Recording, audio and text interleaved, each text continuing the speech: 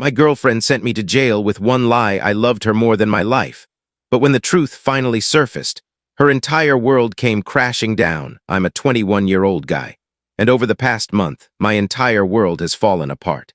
I never imagined my own brother's girlfriend would destroy my life, but here we are. My younger brother, Patrick, is 19. Ever since we were kids, he's been the golden child, the one who could do no wrong. Our family story starts with our parents splitting up when I was 12 and Patrick was 10. Dad moved clear across the country for work, so we only saw him on holidays.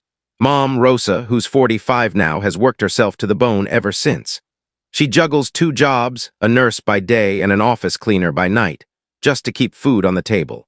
Because she's constantly exhausted, Patrick and I had to depend on each other while growing up. Mom's always been strict about grades and education. She came here from Colombia when she was young, and since she never finished college after having me early, she's made it her mission to push us to succeed. Patrick was naturally smart. Straight A's, gifted program, every teacher loved him. Me? I had to grind twice as hard just to scrape by with B's and C's. It always stung when Mom bragged about Patrick's achievements to her friends or pinned his report cards on the fridge while mine went straight to a drawer. But I told myself it was okay. Patrick earned that attention. Even with Mom's favoritism, Patrick and I were close. We shared a room until I turned 18, and we always had this unspoken bond, a me and you against the world kind of thing. When Mom was working late, we'd order pizza and play video games until we passed out. When money was tight, we both chipped in from our part-time jobs. He'd help me with homework, and I'd drive him around since he didn't have a license yet. Things were fine until about 6 months ago when Patrick started dating a girl named Linda. She was 18, popular, and drop-dead gorgeous. The kind of girl who knows exactly how attractive she is and how to use it. Patrick was completely obsessed from day one. At first, I didn't think much of it. It was his first serious girlfriend, and I figured the honeymoon phase would wear off. But then Linda started coming over a lot more, and I noticed things about her that didn't sit right with me. She was mean in subtle ways. She'd make offhand comments about how small our house was or how tired Mom always looked. She'd mock Mom's accent under her breath. Patrick either didn't notice or chose not to care. Then things got weirder. Linda started showing up when Patrick wasn't even home. He worked part-time at a grocery store 3 afternoons a week, and sometimes she'd just wait for him at our place. At first, she'd hang out in his room, but over time she started joining me in the living room. Linda's the kind of girl who knows exactly what effect she has on guys. She'd wear revealing tops, sit close, laugh at everything I said, even the dumb stuff. She'd touch my arm when she talked and complain about how Patrick was too busy for her. I tried to keep my distance. She was my brother's girlfriend, and I wasn't about to cross that line, no matter how much she flirted. But she didn't stop. She'd text me before coming over, asking if I was home. Sometimes she'd bring food from restaurants she'd gone to with Patrick, extras, she'd say. She'd even ask for advice about their relationship, which felt like some kind of setup. Then came the night everything went to hell. About 2 months ago, Patrick was working a double shift. Mom was on her night job, and Linda showed up around 8 p.m. She said she was bored and wanted to hang out. We ended up watching a movie. She kept inching closer to me until she finally asked, point blank, "Do you think I'm beautiful?" I told her she was, but that she was my brother's girlfriend, and I wasn't about to disrespect him like that. She smirked, said, "Patrick doesn't need to know everything," and kissed me. I pushed her away immediately and told her to leave. She got angry, saying I was acting like I was too good for her. I told her it wasn't that, I just wouldn't betray my brother. She stormed out, furious. I honestly thought that was the end of it. I was wrong. After that, Linda started acting completely different. When she came over with Patrick, she'd ignore me. Sometimes she'd whisper things to him that made him glance at me with suspicion. Then she started posting cryptic things online, stuff like, "Some people aren't who they seem," and "Snakes always reveal themselves." Patrick's attitude toward me changed fast.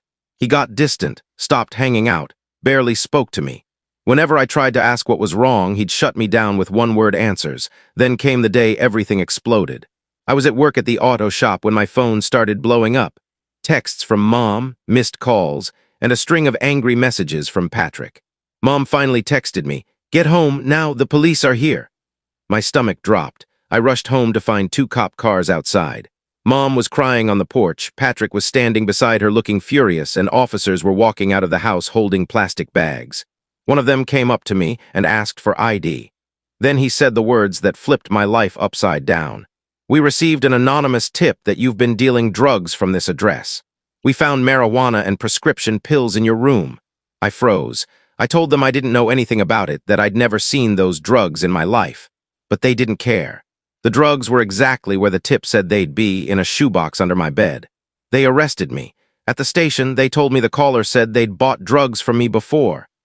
They even described my room layout and where I supposedly kept the stash. It all lined up perfectly with what the cops found.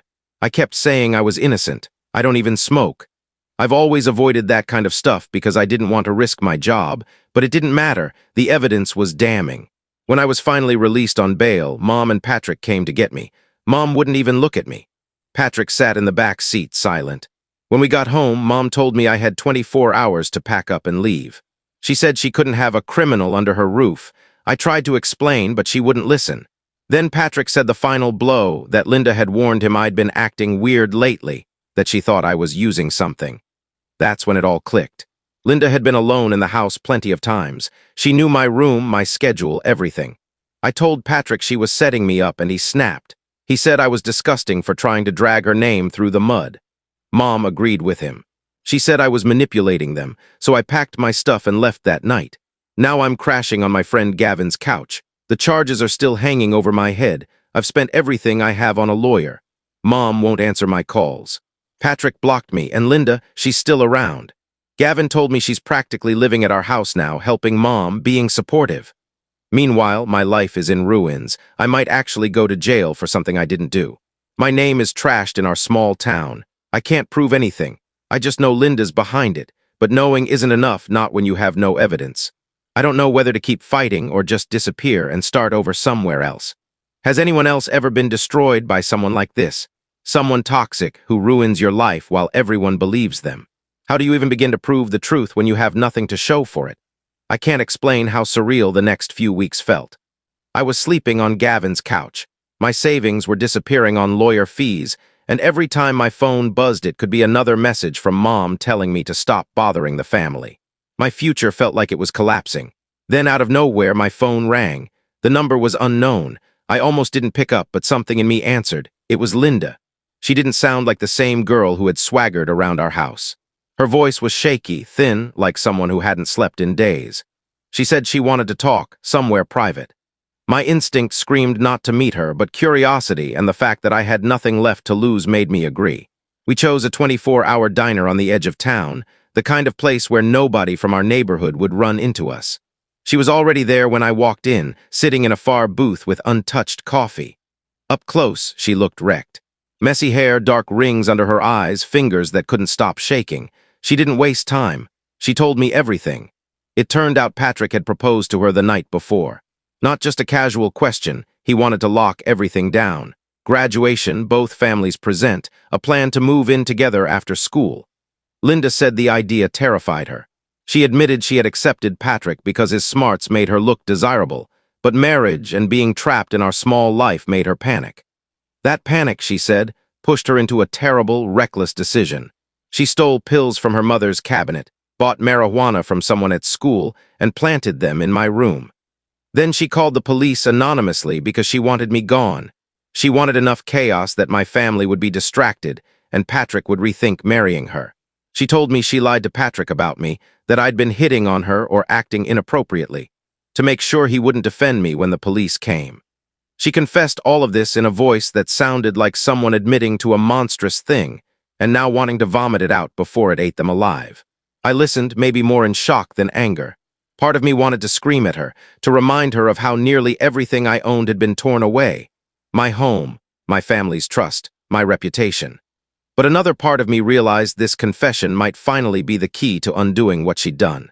She said her guilt was unbearable and that her mother had found out the pills were missing. Her mother threatened to involve the police unless Linda came clean. She wanted me to know she intended to tell the truth, but she also wanted something from me. She asked me to help make sure Patrick didn't think she was a monster, to soften the blow. That request made my skin crawl.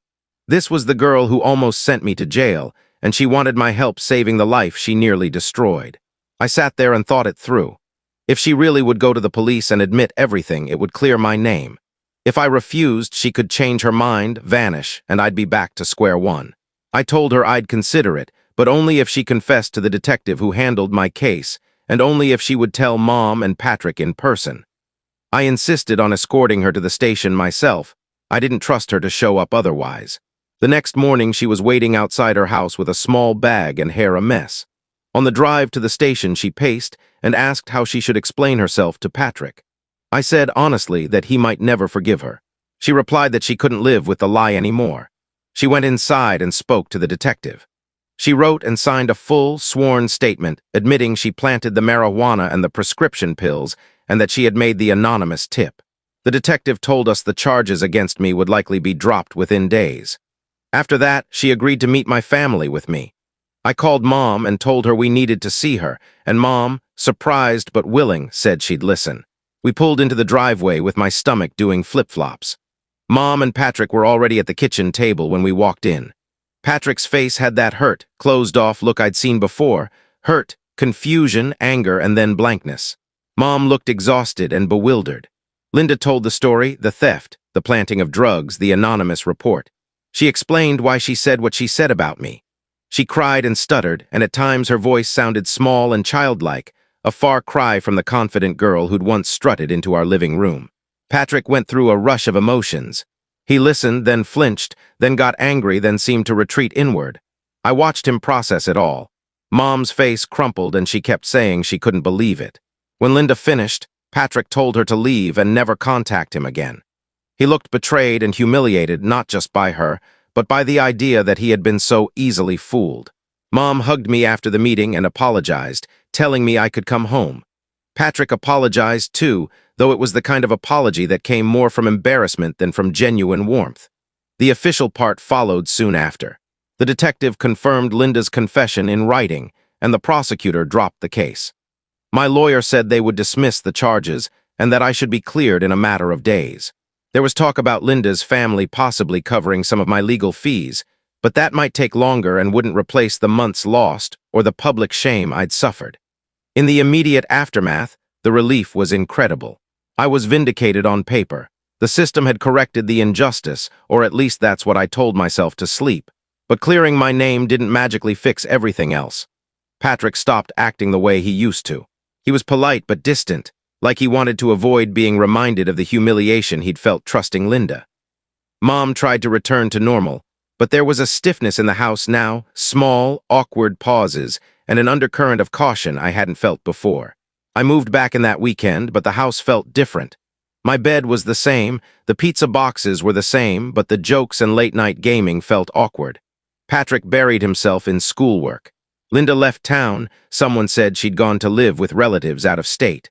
Word was she was trying to keep a low profile. There was talk about possibly getting some of my legal costs back from Linda's family. My lawyer said there was a chance, but I wasn't holding my breath. Legal battles like that can drag for months. For now, I'm focused on small things, putting my life back together, trying to patch things with Mom and Patrick, and rebuilding trust. I still wake up some nights with my heart pounding, replaying how quickly everything blew up and how casually Mom and Patrick had believed the story. I don't hate Patrick the way I thought I might. I know he was in love and blind. He's embarrassed and ashamed of how he reacted. He says he's sorry, but I can tell he's uncomfortable, like he's saying sorry more to erase the mess than because he truly recognizes the pain he caused. Linda is gone. The charges have been dropped. The truth is out. But the aftermath is messy and slow and painful. I have the clearance on paper, but I don't yet have the normal life I had before. For a while, I actually believed the nightmare was behind me. The charges were gone, Linda had confessed, and life was slowly finding its rhythm again. Patrick still kept a bit of distance, but Mom and I were rebuilding what we'd lost. Things felt normal enough that I started breathing easier. Then, one quiet Saturday morning at the auto shop, everything shifted again. An older woman walked in and asked for me by name. She looked tense, her hands trembling slightly as she gripped her purse. She introduced herself as Olivia, Linda's mother. I recognized her instantly from old photos Linda had shown us back when everything was still good. Olivia asked if we could talk privately, so my manager let me step out for a break. We sat in her car, and from the moment she spoke, I could tell she was carrying something heavy. She told me Linda had been lying about far more than we ever knew. Apparently, months before she framed me, Linda had already been stealing from her money, pills, even pieces of jewelry. Olivia said she had suspected it back then, but never had proof until Linda's confession about me forced everything into the open. But that wasn't the worst of it. After Linda moved in with relatives in Nevada, she began calling Olivia for money, saying she was pregnant with Patrick's child and needed financial help. Olivia, terrified and confused, wired her $2,000 before realizing something was off. When she called those relatives to check on her, she learned Linda had never been pregnant at all. Instead, she'd been partying in Las Vegas with new friends and using that money to keep the act going. When Olivia confronted her, Linda didn't even deny it. She told her mother she deserved the money for what she'd been through because of me. Olivia said she came to warn me that Linda was still lying, still twisting stories online to make herself look like a victim. That night, I checked her social media.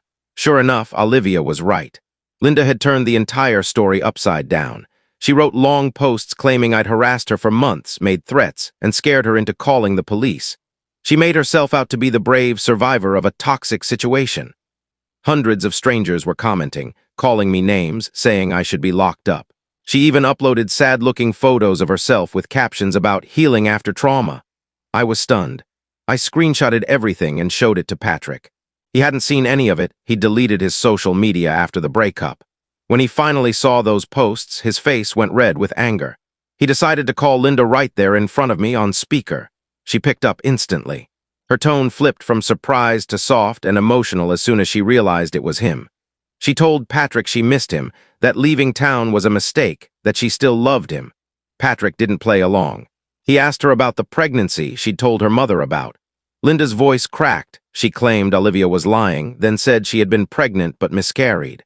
When Patrick asked about her social media posts, she suddenly snapped.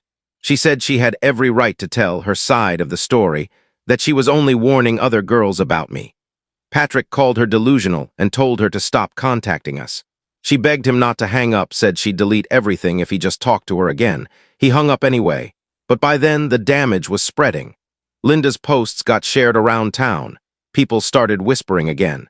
I got odd stares from customers at work. One day, my boss called me into his office. He wasn't angry, just uneasy. He said, "Some of our customers are asking questions about you, and I can't have drama affecting the shop." He didn't fire me, but I could tell the warning was serious. That's when I realized I couldn't stay silent anymore. I gathered every bit of proof, Linda's written confession to police, screenshots of her posts, messages from Olivia confirming the lies, even receipts for the stolen money. Then I made a calm, factual post online. I didn't insult Linda, I just told the truth with documentation to back it up. It spread quickly. Friends, coworkers, and even old classmates began sharing it. People who'd known Linda started commenting, saying they'd seen her manipulate people before. It felt like the tide was finally turning until Linda escalated again. She created new accounts and started messaging people directly, my friends, my boss, even coworkers. She sent them fake screenshots of texts from me threatening her.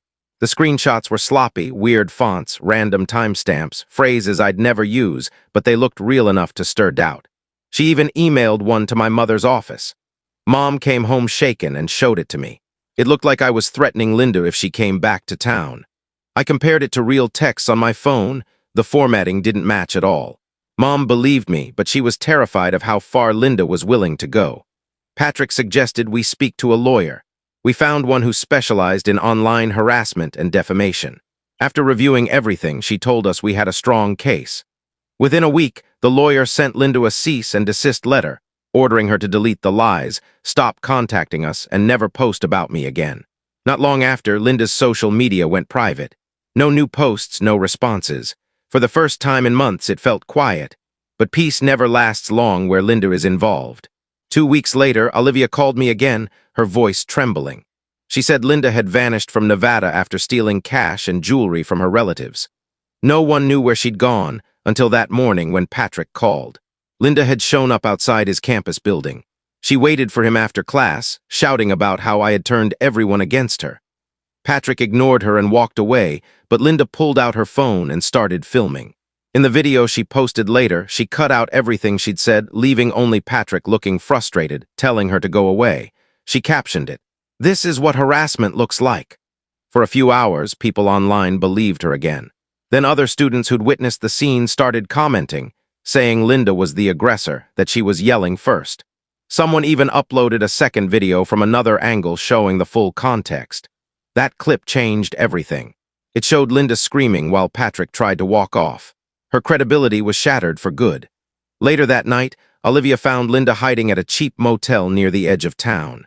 She convinced her to meet with our lawyer and resolve things before they spiraled further. At the meeting, Linda looked empty. She was pale, thinner, shaking. Her eyes darted everywhere but at me. Olivia did most of the talking. Our lawyer laid out two options. Either Linda signed a binding agreement to never contact us again, delete every false post, and get mental health treatment, or we'd press criminal charges for defamation, harassment, and fraud. At first, Linda tried to act like we were bullying her. But when the lawyer showed her the stack of proof, screenshots, police reports, eyewitness accounts, something in her broke. Olivia cried the entire time. She kept apologizing for her daughter, saying Linda had been manipulative since her teens. But this was beyond anything she'd seen. After an hour, Linda finally agreed. She signed the no-contact agreement, deleted everything, and wrote a public apology, admitting she'd lied about me and fabricated her stories. The apology stayed up for 30 days before she deleted her accounts completely. Olivia took her back to Nevada that same day. Before leaving, she gave me her phone number and told me to call her if Linda ever resurfaced. She even offered to pay part of my legal fees, saying it was the least she could do. That was 2 months ago. Since then, silence. No more fake profiles, no more rumors. Patrick says none of his friends have seen or heard from her either. Life at long last feels normal. I'm still at the auto shop. My boss seems relieved that the chaos has finally ended. Patrick and I are closer now than we've been in years. The whole ordeal somehow made us stronger. Mom's been amazing too. She still carries guilt from when she doubted me, but she's forgiven herself and I've forgiven her. The whole thing taught us what social media can do, how easily lies spread, how fast people choose sides.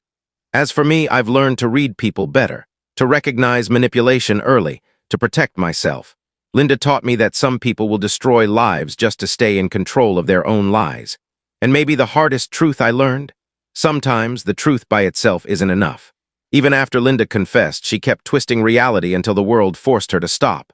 But she's gone now. And Patrick, he's seeing someone new, a kind, quiet girl named Lily.